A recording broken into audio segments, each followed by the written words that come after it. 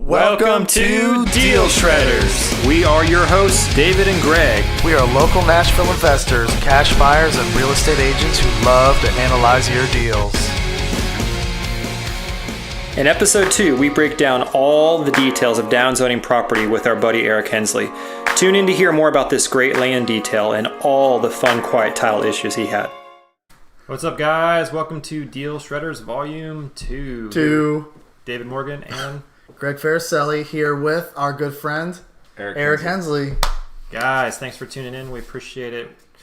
If you tuned in last week, you know that we just sat around talking about the deals of 2019 that were some of our best. I talked about one specifically in East Nashville. Greg talked about a 1031 exchange that he did, so that was pretty sweet. Both really impactful in our businesses.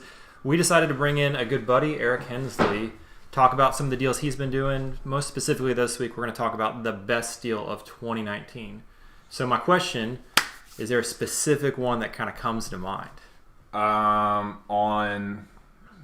There's one that I could talk about that was pretty good. Oh, yeah? Yeah?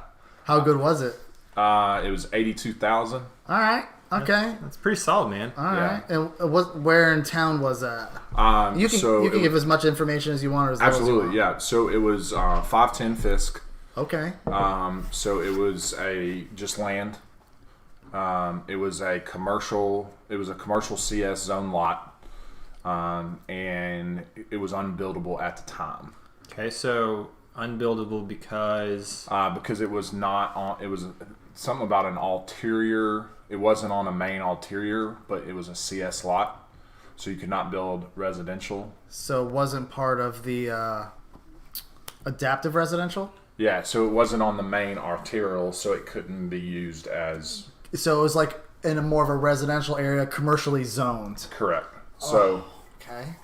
So code says y'all can't do anything with it.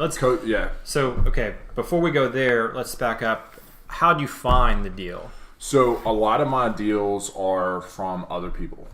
So that is from wholesalers and networking. Either and stuff? wholesalers, networking, other agents.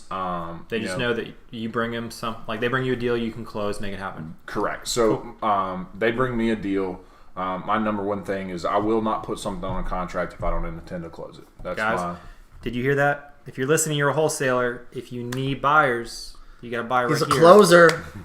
Just think about that. Anyways, go on. Yeah, so I don't want to put a deal under contract if I'm not 100% sure that I'm going to close it.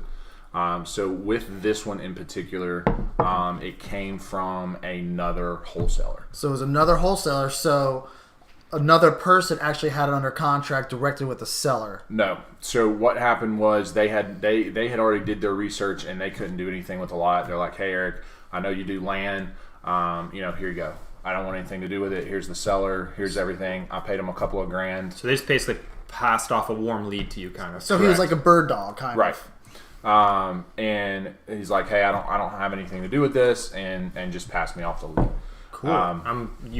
So at that point, you paid them, I guess, because you found out it was a deal. Because I'm assuming. Yeah, I mean, I knew it was a deal before. I knew that I was going to be one able to way or do another. You're going to with figure it out. Okay. Yeah. So the wholesaler couldn't figure out what to do with it. He was the one. So why couldn't he? What was his hang up? Because Just didn't have the you knowledge. you got to have a lot of understanding of zoning and codes, and can you change the lot? Can you not change the lot? What's the overlay? Is there a specific overlay? Is it in maintenance? Is it in evolving? Yeah. And then what he means by knowledge is he means a lot of patience, because codes is a pain. A lot of waking up early to stand in line at 7 a.m. Like, correct. Patience is code for, yeah.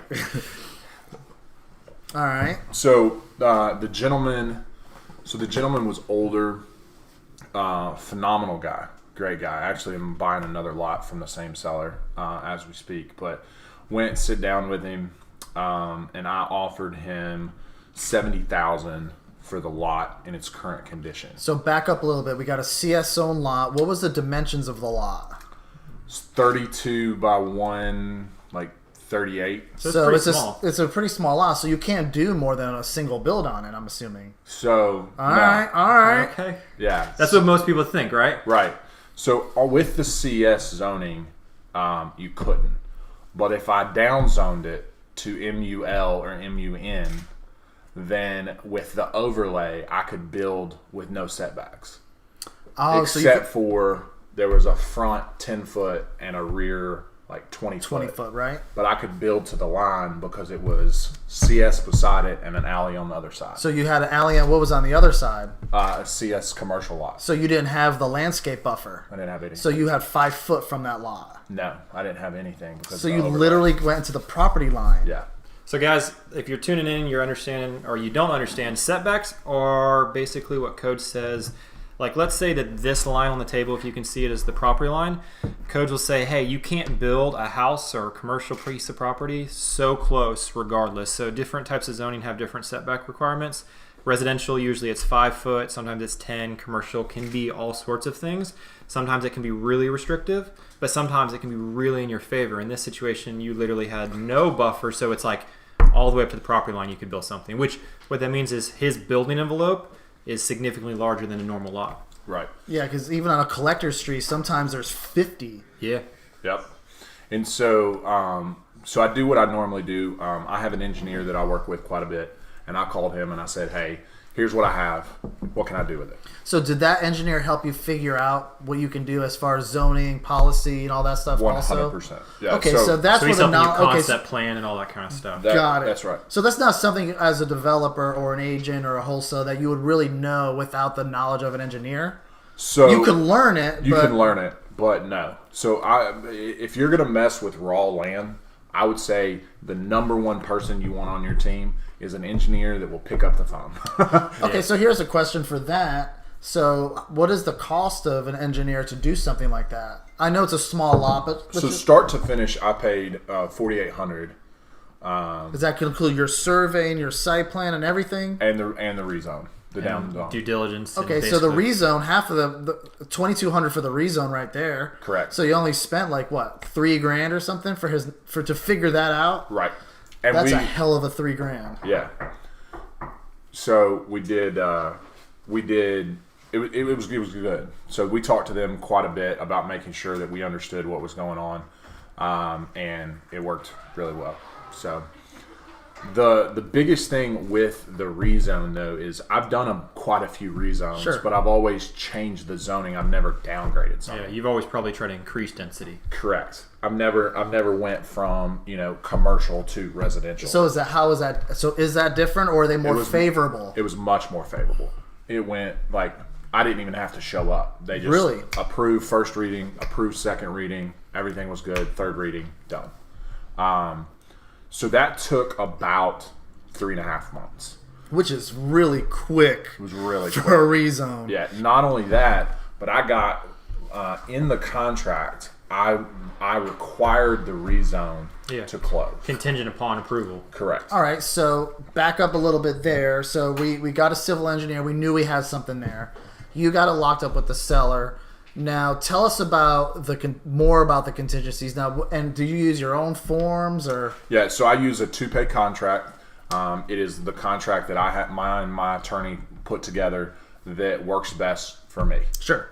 It also is favorable to having contingencies specifically for land.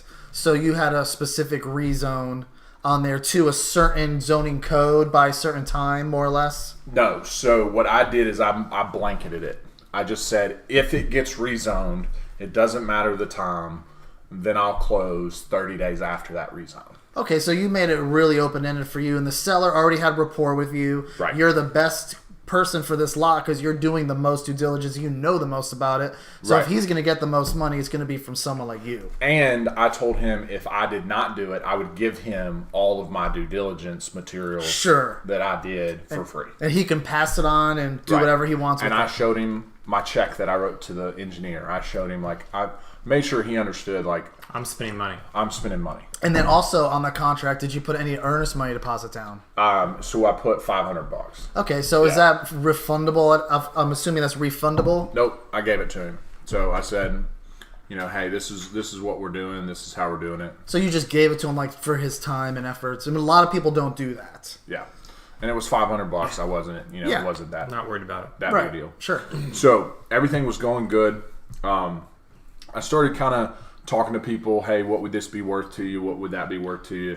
put a concept plan together, and come to find out we could put 4 units. 4 units. All right, so tell us a little bit. You said it was 32, was it? It's like 32 by like 132. So how do you fit 4 on that? So there was, now I may be saying it wrong, but there's a floor to air ratio on MUN zoning. So we had to take that, and as long as it meets that requirement, you could put as many as that allows. Okay, so it was MUN was your zoning. MUNA. MUNA. Now, so a lot of people what does that A actually stand for? Like you see R6A and MUNA, MULA. To my understanding, I'm not 100% sure, but to my understanding, it's a community character that it has to meet certain characteristics of the other properties in the neighborhood. So A could really mean anything. Right. It could mean setbacks. It could mean like any kind of architectural or anything. So it just depends on that actual policy. Correct. And neighborhood. And then it was the overlay. So the zoning and then the overlay was also extremely favorable to development. And what was the overlay? I believe it was UZO. Oh yeah, because you're right by. Yeah. Yep, within a so mile. it was extremely. So what about, okay, so back to the site plan. You got 4 on there. Now, Yep. What was the parking like with those 4? There wasn't any. It was hardly. It was Okay, so all in house. So we did 2-car garage concept plan underneath. It was, the ideal situation here would be to build 4 smaller units. It would have been MUN, so it would have been Airbnb, non-owner occupied eligible. And the ideal person for this lot would be someone who wants to build it and keep it. Got it. So back to the parking. Yep. Did you have 2 facing street and 2 facing alley? We didn't have a parking requirement on because of the overlay. So we how only did you had do it? One per house that we had to equate for, and we put it in the house. We put the garage. Single car garage. Yep. Gotcha. Okay, so you got all the I way think to it was the either 1 or 1.5. We didn't have to equate for very much. Okay. I think it's usually with like 2-bedroom units, it's required for like 1.5, and then once you go up to a 3-bedroom unit, then it gets to a requirement of 2. Yeah, I believe right. in I MUN think and that's- MUL. It was, Pretty basic. yeah, it was very basic. So, but we did a very basic site plan. Like, we didn't do anything crazy. And then I started talking to a couple of people, and actually Parker McCracken brought the buyer for the deal. So so basically the buyer, as in what did he buy? Did he buy the developed land without the structures? No, he bought the rezoned, Parcel. fully approved parcel. So he bought it ready to pull permits, basically. Correct. So you pretty much closed, filed paperwork, and finalized all that stuff, and then sold to the guy. Yeah, so I did a double close. So I closed, and then the next buyer closed on theirs. Okay, so back to that. A double close. Just so you know, double close is like when one person closes and another person doesn't. A lot of times, the first person who closes doesn't have the funds. Right. Either they don't have the funds or they didn't put the financing together for that. So did you use transactional funding? 100%. Yes, I did. Okay, so what does that look like? Yeah, so I use transactional funding. So I have a private lender who's one of my best friends that's lended to me for years. And I called him up and said, hey, I just need you to sit the $70,000 to the title company for 24 hours, and I'll give you $2,000. Okay, so that's what I did. So they wire the funds from their bank account to Rudy Title, and a day later they get their funds back with $2,000 income. Correct. Okay, and then the end buyer, Yep. who you did the double close with, Yep. brought the rest of the funds, the contract price. Correct. Which was $160. So you didn't assign the contract; you did a did. double close. Correct. Now, is there a certain reason or guidelines you use to do a double close? Yes and no. So the double close reasoning was because if for some reason the end guy didn't close, I still wanted the lot. I still wanted to do the deal. I was still going to probably build it myself. Sure. So I knew without a doubt, like, I was going to close it. The other thing is I wanted to make sure the seller knew, like, I'm closing. Right. I'm not throwing it off to somebody else or anything like that. Right. I'm closing it. And so that was important to me. Yeah. So a lot of back to that. A lot of times, people come to the sellers and they don't know if they're going to get their funds. Correct. So he's guaranteeing with the seller making good, like, hey, I really want this, whether it's this way or another way. I'm going to get it closed. You're going to get paid, and then I'll figure it out. That's right. So your worst case scenario, were you going to refinance out of that 70 grand, or were you just going to keep him on the deal? So I had already made that understanding that if for some reason this falls through, then our backup plan, we had already agreed upon terms for the backup. I was going to keep it. Okay. And redo them. And what do the terms like that look like? Anything So negotiated, or is there anything set standard, or what? So mine I usually try and do between 10 and 15%, no points. So that's... And you offer that, or do they tell you that? So I offer it. So how I've been getting better and better money, but how I normally do it is just making sure that they understand, like, I want you to make money. If this is a win-win situation, we're going to continue to do business for a very long time. And so what are you comfortable with? Right now you're getting 5% in the market. What if I double that for you? Does that sound like something you would do? And some people, I've noticed, they don't want big lump sums. No. Because they have to pay taxes on it. They have to claim it. So to hold the note and they get paid at the end makes a lot more sense to some people. Correct. So a tidbit with this one. So this actually too, I had to do a quiet title. Okay, so On top of what is a quiet title? So the grandfather, like back in like 1940, and the grandmother had split. Grandmother went in with another gentleman, and he was on title. Other gentleman had no heirs. They couldn't find anybody, but the grandson, who was the owner, had been paying the taxes for the last 15 years on this property. Okay, so they come into play. Correct. So when we went to buy it, they had to track down the other party, and they've come to find out there were no living heirs. There was nobody left. They couldn't find anything about them, so that's when the quiet title had to come up. got it. So more or less a quiet title is there's probably somebody on it, somebody's paying taxes, but it gives the courts time for anybody to come speak up, to get on title, to get their equity or whatever it is out of it. That's right. And if nobody says anything in that time, then you can actually get your clear title. And then were you able to get title insurance with that? So that is what I required. So I would not do a deal without title insurance, and that was part of it. They couldn't give a clear title. Now, sometimes doing the going ahead and closing and then clearing title makes sense. In this case, it did not. Got it. So is having the clear title, so you're going to wholesale it anyway, you're going to sell it, so you don't really care about the title. But what people don't understand is if you don't get clear title on the front, you can't sell that. It's not financeable for the end buyer. So once he builds a house, nobody can buy it. So I could have closed, built the house, and kept it for life, right? And don't care about the title. And don't care about it. However, my goal was not to do that. My goal was to sell it. Now, here's a good question. If you were to keep it for life without clear title, can you pull equity and refinance out? Very unlikely. Right. Yeah, so you getting any kind of money on a property. I mean, this goes into a whole different thing. But when you borrow money against a property, you're using that property as collateral.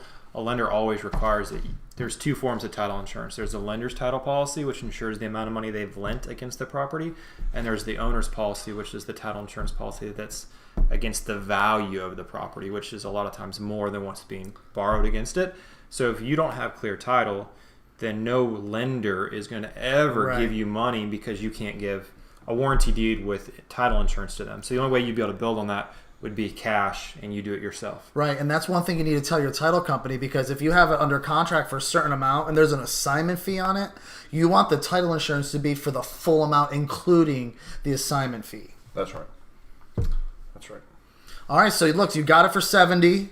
How long did it take to get to sell it? So it took 7 months. 7 months, and you sold it for $160. $160. So you made. So I paid a 3% fee to Parker for bringing me the buyer. Okay. Out of the 170. Out of the 160. 160. And then I also paid all the closing costs for the other side. So I ended up making I think I was like 81.5. So you made 81.5 profit. Yeah. Sounds like a How pretty long good. did you end up owning the property for? Like, 24 hours. so you bought it. The rezone had already taken place, right? Like the rezone finished. So Once you got our final approval, contract was actually contingent on Right. the final. So the rezone. seller held the property while you added the equity to it. Yes. Correct. Now, why would a seller want to keep a property? Why wouldn't they want to just give it to you, get paid, and then move on?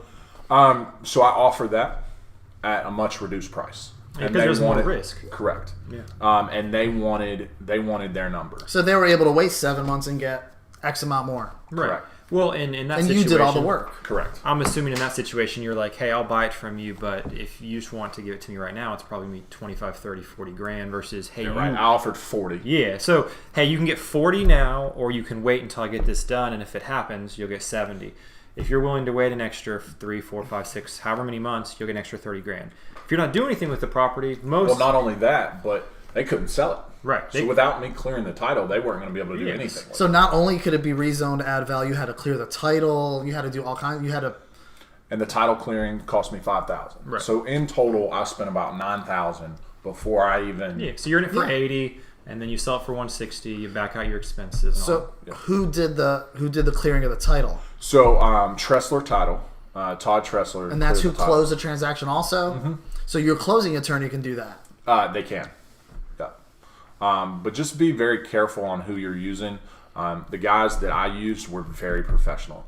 They kept me updated, and here's what's going on, here's what's happening, here's how it's working through, and every step of the way I got updated on what was going on. Right, because you don't want to get too far into spending your money on engineering and due diligence if this title may not be clear. So you That's have right. to kind of piece it all together. It's like, okay, I'm 50% done with my title. I'm feeling pretty good. I can make this next move now instead of just like throwing all your money into it, and then at the end you have a rezone property with no title. That's yeah. right. I was just talking with a guy about this yesterday or the day before, wholesaler in town. He was telling me that he will get properties under contract and then he'll market them and then he'll figure out title issues once he's found out a buyer. And I was like, hey man, that's the exact opposite way, because if you do that, then if you find out you have title issues, you've upset a buyer and you've wasted your time and effort. I was Like like, their time and yeah, effort. like get the property under contract, check title, make sure everything's cleared up, and if you need to renegotiate, then you do it then. Right. And then you find a buyer,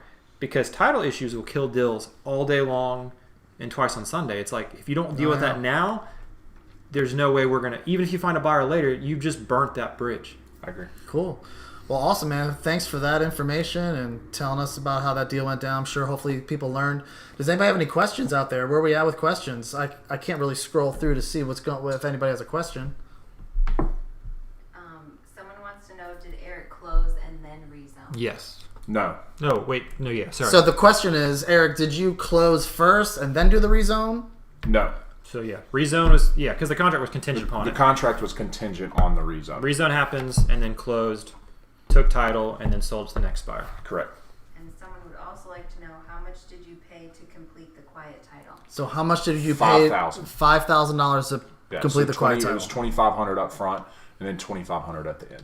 That's Basically a retainer to get started. And then, yeah. Get That's some, right. Okay. Yeah. And there was no guarantee Yeah. that it was going to happen. So I was now in this house with the rezone and everything. Probably 7-8 grand at that point. I was in $7,500 at that point. Had you already spent some of the money on the engineering and then found out the quiet title, So I had already completely rezoned the property, and then found, oh, by the way. and then found, oh, by the way, Okay. So that's a little fun No, phone why? call. Yeah. Why did it take so long for them to discover you had title issues? because nobody, we had a quit claim deed, okay, from a will, and the quit claim deed from the will through probate gave full ownership to the person, That you're one buying from. person. the one person that I was buying from. Right. So it was, it's questionable. So as they're going through clearing title, it took a long time for them to be like, Hey, by the way, buddy. hey, by the way, this quit claim is not valid. And not only is it not valid, this Yeah. secondary owner way back in the 1950s has ownership rights. So who issued the quiet title, or who issued the quitclaim deed? I don't know. So is it most likely an attorney or somebody, right? Correct. So could you go back to that attorney and say, "Hey, look, You can try. We did that on a I deal.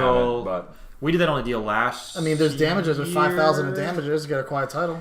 Yeah, but at that point, you're trying to track down, an attorney that's maybe still in practice or maybe not. Like, we had a deal like that where we had title issues, and our title company wouldn't mess with it. But we were able to track down the original title company that made an issue, and they were actually still in business. And so we went back to them, and they squared it up and said, "Hey, we'll issue title insurance, and we'll." So they insured it. They insured it, and they took it on because they're like, "Yeah, that was a clerical issue on our part, but we're good, and we'll take care of that." We rehabbed the house, got all that stuff done, and then moved forward. So the will clearly stated, that it went to this gentleman. Right. But the thing is they didn't have the right to do it, and nobody knew it. Yeah. But at that point, it happened, and it probably been 5, 10, 15, 20 years or whatever, and then it's like, oh, by the way. 35 years. Yeah, so then at that point, time's passed, people have passed on, whatever's happened, and it's like, oh, crap, what we did was completely wrong, but nobody knew it. Not only that, but the two people that owned it were not married, Oof. right?